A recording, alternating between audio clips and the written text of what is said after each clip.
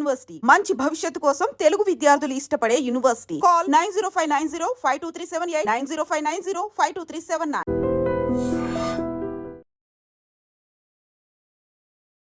నమస్కారం, welcome to I dream. ధర్మ మార్గం విత్ విజిత కార్యక్రమానికి స్వాగతం.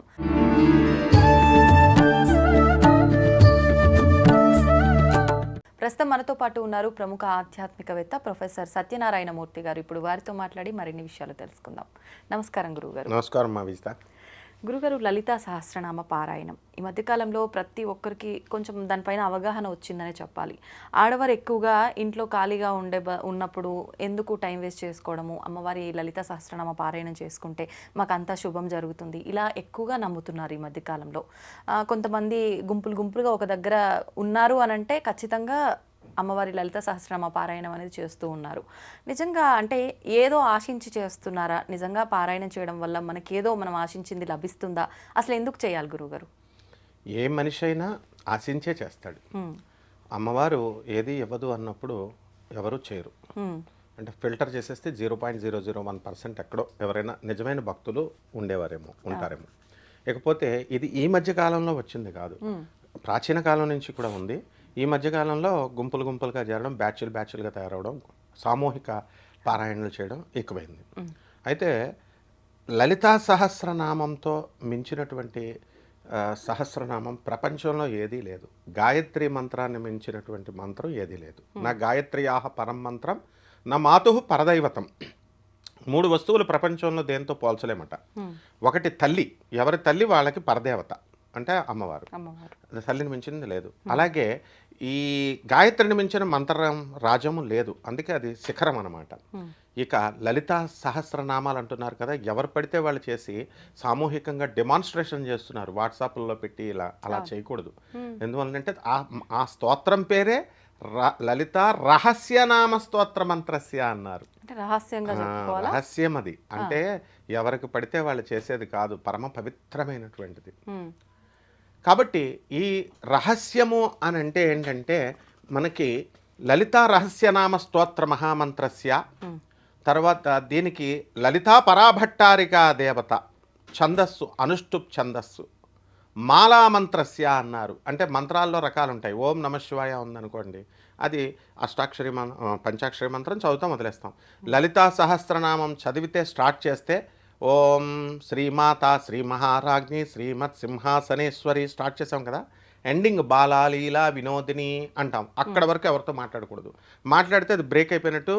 ఓం నమ శివాయలో ఓం నమః అని చెప్పి వేరే వాళ్ళతో మాట్లాడి మళ్ళీ శివాయ అండం ఎలాగైతే బ్రేక్ అవుతుందో ఇది కూడా అలాగే అవుతుంది. అప్పుడు ఫలితం పూర్తిగా రాదు. మొట్టమొదట తెలుసుకోవాల్సింది ప్రజలు లలితా రహస్యనామాన్ని చేస్తున్నట్టు ఇతరులకు చెప్పకూడదు. కానీ అందరూ మేము లలితోపాసకులం అని చెప్తున్నారు, సామూహికంగా డెమాన్స్ట్రేషన్ చేస్తున్నారు. ఇది రహస్యంగా ఇది సామూహికంగా చేయడం వల్ల ఫలితం లేదు, కానీ లేదు అసలు. మరి అసలు చెయ్యొచ్చా? అలా చేయడం వల్ల ఫలితము అని కాదు అక్కడ. ఆ అమ్మవారికి ఇప్పుడు ఎంతోమంది యాంకర్లు ఉంటారు. So Vijitha is something. ఇప్పుడు విజిత టాక్స్ ధర్మ సందేహాలు ఒక డిగ్నిటీ ఉంది, మనం మెయింటైన్ చేసుకోవాలి. ప్రతి గెస్ట్ ఏమనుకోవాలా, it is a privilege and honour to me to participate and to share the feelings with Vijitha to the public అనుకోవాలి. అప్పుడు ఆ గౌరవాన్ని మనము ఆ దేవతకి ఇచ్చినట్టు. లలిత అమ్మవారు సుప్రీం కాన్షియస్నెస్ అనమాట, హైయెస్ట్ పవర్. అందువలన ఆమెకి మనం రెస్పెక్ట్ ఇచ్చేవా అన్న ఉద్దేశంతోనే చెప్పారు తప్ప సామూహికంగా చేయకూడదని కాదు, లేకపోతే 10 మందికి చెప్పకూడదని కాదు. అంటే ఒక విఐపిని మనం కలిసినప్పుడు మనం సీక్రెట్గా ఉంచుతాం, ఒక కామన్ మ్యాన్ కలిసినప్పుడు మనము మామూలుగా చెప్పేస్తాం, అంతే, అంతకుమించి ఏం కాదు. ఇక్కడ ఏమవుతుంది అంటే 10 మందితో చేయడం వల్ల ఏమవుతుందంటే ఒక కోరస్ ఉంటుంది. అలా చదివేటప్పుడు వాళ్ళు ఇంకొకలాగా చదువుతారు, కోరస్ బ్రేక్ అవుద్ది. నెక్స్ట్ రెండవది ప్రొనౌన్సియేషన్లో ఇవి టఫెస్ట్ సమాసాలు ఉంటాయి. తారాకాంతి తిరస్కార నాసాభరణభాసుర అంటాం, కష్టమైంది. సో అప్పుడు ఆటోమేటిక్గా ఇది చేస్తున్నప్పుడు ఏమవుతుందంటే ఈ వాళ్ళు కొంతమంది తప్పులు చదువుతారు. సో ఇలాంటి డిస్కంటిన్యూటీ వస్తుందని చెప్పేసి, ఇలాంటి డిస్కంఫర్ట్గా ఉంటుంది అన్న ఉద్దేశంతోనే చేయొద్దు అంటాం అనమాట. అయితే ఇప్పుడు ఈ బ్యాచీలు ఏమైపోయినాయి అంటే 9 రకాల నైవేద్యాలని వాళ్ళు సలహాలు చెప్తున్నారు. 9 రకాల చీరలు, 9 రకాల జాకెట్లు పెట్టాలి, 9 రకాల ఫలాలు, 9 రకాల నైవేద్యాలు ఇలా ఆర్భాటం అయిపోతుంది. అవును. అసలు లలిత పరాభట్టారిక యొక్క ఉపాసన అనేది ఎంత రహస్యమైందంటే నేను చెప్తాను. లలితా రహస్య జనరల్గా ఒక టీచర్ స్టూడెంట్ని ఉద్ధరిస్తాడు, కానీ లలితా సహస్రాల్లో స్టూడెంట్ వెళ్ళి టీచర్ను ఉద్ధరిస్తాడు. అంటే ఎలా అంటే దీన్ని హయగ్రీవ అగస్త్య సంవాదే అన్నారు. హయగ్రీవుడు సాక్షాత్తు శ్రీమన్నారాయణమూర్తి అవతారం. అగస్త్య మహర్షి మనకు తెలుసు. హయగ్రీవుడు రోజు లలిత అమ్మవారికి చేస్తే అమ్మవారి దర్శనం ఇవ్వదు, అగస్త్యుడికి రోజు దర్శనం ఇస్తుంది. సో అప్పుడు అడుగుతాడు హయగ్రీవుడు, నాయన నీకు రోజు దర్శనం ఇస్తుంది కదా లలితాదేవి, నాకు కొంచెం ఇప్పించరా నాయన, నేను నీ గురువు అయినా నాకు ఇవ్వట్లేదంటే అగస్త్యుడు అమ్మ అని పిలుస్తాడు. టక్ మన లలితాదేవి వస్తుంది, దర్శనం చేసుకో అంటాడు. అంటే శిష్యుడే గురువుని ఉద్ధరించినటువంటి మహాస్తోత్రం ఇది లలితా స్తోత్రం. నెక్స్ట్ జగద్గురువు అయినటువంటి ఆదిశంకరాచార్యులు వారు దీనిపైన భాష్యం రాశారు. ఆయన జగద్గురువులు ఆదిశంకరాచార్యులు వారు విష్ణు సహస్రనామాన్ని చేద్దామని చెప్పేసి ఆ పుస్తకాన్ని పట్రా అని చెప్పి ఆయన శిష్యుడిని రూమ్లోకి పంపిస్తే ఆ చిన్న పిల్ల వచ్చి ఆ పుస్తకం కనబడదు, విష్ణు సహస్రం పుస్తకం కనబడదు. తర్వాత రెండోసారి మూడోసారి పంపితే చిన్న పిల్ల వచ్చి లలితా సహస్రం బుక్ ఇస్తుంది.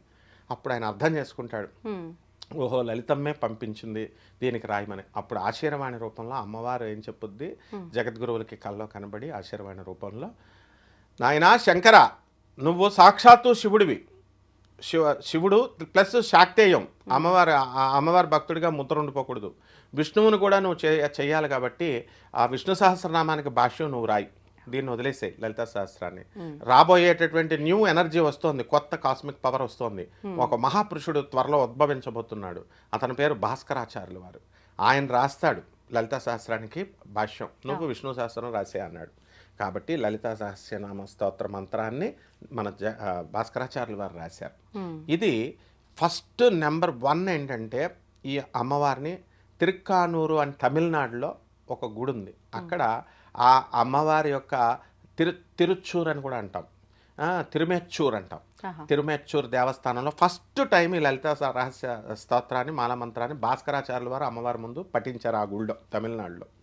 అండ్ నెక్స్ట్ ఈ లలితా రహస్య స్తోత్రానికి మనము నియమనిష్టలు ప్రత్యేకించి ఏమి లేవు, అందరూ చదువుకోవచ్చు, కాకపోతే తప్పులు చదువుతారన్న ఉద్దేశంతో మాత్రమే అందరూ చదవకూడదు అంటారు.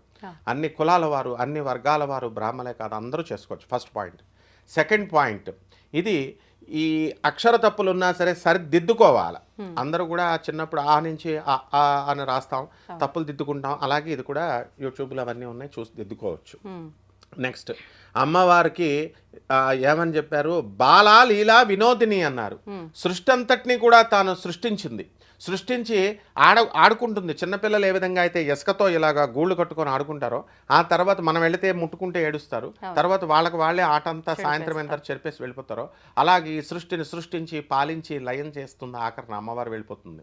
కాబట్టి లలితా సహస్రనామము అమ్మవారి యొక్క ముక్కు పుడక గురించి చెబుతూ ఏమంటాడంటే, ఇక్కడ మనకి ఈ విశ్వంలో 3200 కోట్ల నక్షత్రాలు కనబడుతున్నాయి కదా, 3200 కోట్ల సూర్య కుటుంబాలంట అవన్నీ, ఒక్కొక్క చుక్క ఒక్కొక్క సూర్యుడు. మళ్ళీ ఆ సూర్యుడు ఒక్కడే సింగిల్గా ఉండడు, ఫ్యామిలీ ఉంటుంది. ఎలాగా కుజుడు శుక్రుడు ఎలాగైతే ఉన్నాయో అలా అన్నీ కలిస్తే వచ్చేటటువంటి కాంతి అమ్మవారి ముక్కు పుడక నుంచి చూడగానే వెలవెలబోతుందంట సూర్యుడు, ఆ నక్షత్రాల కాంతి. తర్వాత హ్రీంకారాసన గర్భిత నలసికాం సౌహక్లీం కళాం బిభ్రతీం సౌవర్ణాంబరధారిణీం వరసుదా ధౌతాం త్రినేత్రోజ్వలాం వందే పుస్తక పాశమంకుశధరాం స్రగ్భూషితాముజ్వలాం త్వాం గౌరీం త్రిపురాం పరాత్ ప్రగళాం శ్రీచక్ర సంచారిణీం. శ్రీచక్రంలో సంచరిస్తూ నవావరణాలు ఉంటాయన్నమాట. ఈ శ్రీచక్రార్చన చేసినప్పుడు ఆ నవావరణాలు, ఆవరణం అంటే ఎంట్రీ, ఈ అమ్మవారి దగ్గరికి వెళ్ళినప్పుడు 9 ఎంట్రీస్ దాటుకొని వెళ్ళాలి, కేవలం ఏదో చదివేస్తే అని కాదు. అమ్మవారు లలితా పరమేశ్వరి భండాసురుడు అనేటటువంటి రాక్షసుడితో యుద్ధం చేసేటప్పుడు వాడు అత్యంత పవర్ఫుల్ అయినటువంటి రాక్షసుడు. ఇంతవరకు ప్రపంచంలో భండాసురుడంత పవర్ఫుల్ రాక్షసుడు రావణుడు కాదు, మరి ఇక కంసుడు వీళ్ళెవరూ కాదు, జరాసంధుడు కాదు. కారణం ఏంటంటే భండాసురుడు ఏనాడో చచ్చిపోయినటువంటి రాక్షసులను అందరినీ పుట్టించేస్తాడు, ఆన్ పార్ పవర్లో ఆన్ పార్ విత్ లలితాదేవి. అప్పుడు అప్పుడు అమ్మవారు ఏం చేసింది, తన చేతుల్ని కరాంగుళి నఖోత్పన్న నారాయణ దశాకృతి, కరము అంటే చెయ్యి, వేళ్ళు అంగుళి, కర అంగుళి, నఖ అంటే గోళ్ళు, ఇలా విదిలించింది. విదిలిస్తే ఉత్పన్న పుట్టినయ్యి, దశ నారాయణ శ్రీమన్నారాయణమూర్తి యొక్క దశ 10 అవతారాలు ఎత్తు, ఆకృతి అవతారాలు అంటే ఏనాడో 10 అవతారాలు ఎత్తి విష్ణుమూర్తి చంపినటువంటి రాక్షసులందరినీ పుట్టిస్తే ఆ అమ్మవారి సింపుల్ అనమాట. ఎలా అంది మళ్ళీ రాముడు కృష్ణుడు వీళ్ళందరినీ పుట్టించేసింది క్షణాల్లో, సెకండ్స్లో. వాళ్ళు వెళ్ళి ఇంద్రజిత్తుని రావణాసురుని అందరినీ చంపేశారు. అంత జగన్మాత ఆమె. ఇకపోతే నైవేద్యాల దగ్గరికి వద్దాం. నైవేద్యాల దగ్గరికి వచ్చేసరికి పాయసాన్న ప్రియ త్వక్స్థ పశులోక భయంకరి అన్నారు. అంటే పాయసాన్నం అంటే అమ్మవారికి చాలా ఇష్టం. సో ఏం పెట్టాలా అనే అవసరం లేకుండా పాయసం పెడితే సరిపోతుంది. స్నిగ్ధౌదన ప్రియ అన్నారు. ఏది నైవేద్యం పెట్టినా సరే ఆవు నెయ్యని దానిపైన వెయ్యమని చెప్పారు. కదంబ వనవాసిని. కదంబ పుష్పాలంటే బ్యాడ్మింటన్ బాల్స్ లాగా ఉంటాయి రౌండ్గా. అటువంటి టెన్నిస్ బాల్స్ ఇవన్నీ ఎలా ఉంటాయి అట్లా బ్యాడ్మింటన్ బాల్. ఆ బాల్ లాంటి ఆ కదంబ వనంలో అమ్మవారు సంచరిస్తుంటుంది. ఆ పుష్పాన్ని ఒక శుక్రవారం నాడు కానీ పౌర్ణమి రాజును కానీ పెట్టుకోవచ్చు. పెట్టుకున్న తర్వాత ఆ సీజన్లో దొరికే మిగతా పుష్పాలన్నీ పెట్టుకోవచ్చు. అసలు లలితా సహస్ర ఈ స్తోత్రం యొక్క గొప్పతనం ఏంటంటే అవతల వాళ్ళకి ఏ విధంగా అయితే వాళ్ళకి ఆ దుష్ట శక్తిని లాగేసే తన పవర్ని ఎలాగైతే లాగేస్తాడో అవతల వాడు ఎదుర్కొండగా నుంచునేవాడిని, అలా ఈమె లలితా సహస్రం చదివేటటువంటి వాళ్ళకు ఉన్నటువంటి బ్లాక్ మ్యాజిక్స్, తర్వాత ఈ యొక్క చెడు కర్మలు అన్నీ, ఇంకా దరిద్ర బాధలు ఇవి అవి అని లేదు, మొత్తం అన్నిటిని కూడా అమ్మవారు అబ్జార్బ్ చేస్తుంది. అమ్మవారు దివ్య మనోహర మూర్తి కాబట్టి, త్రినేత్రాలతో ఉంటుంది కాబట్టి, జగన్మోహిని కాబట్టి ఆ అమ్మవారి యొక్క పాజిటివ్ ఆరాని మనం ఆకర్షిస్తాం. బికాస్ ప్రపంచ సృష్టి నియమం ఏంటంటే ఒక్కొక్క వస్తువు ఒకరిని ఆకర్షిస్తుంది. ఒక రాయ భూమి మీద ఇలా వేస్తే ఆ చిన్న రాయ భూమిని ఆకర్షించాలని చూస్తుంది. అలాగే ఈ రాయిని భూమి ఆకర్షించాలని చూస్తారు, ఒకరినొకరు ఆకర్షించుకోవాలని చూస్తారు. ఎవరి బలం ఎక్కువైతే అది పడిపోతుంది క్రింద.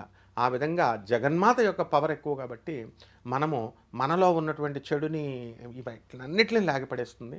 ఆ అమ్మవారి దయతో ఆ అమ్మవారి యొక్క పాజిటివ్ ఆరాని, పాజిటివ్ వైబ్స్ని, పాజిటివ్ ఎనర్జీని మనకి ప్రసారం చేస్తుందమ్మా. ధన్యవాదాలు గురుగారు. ధన్యవాదాలు.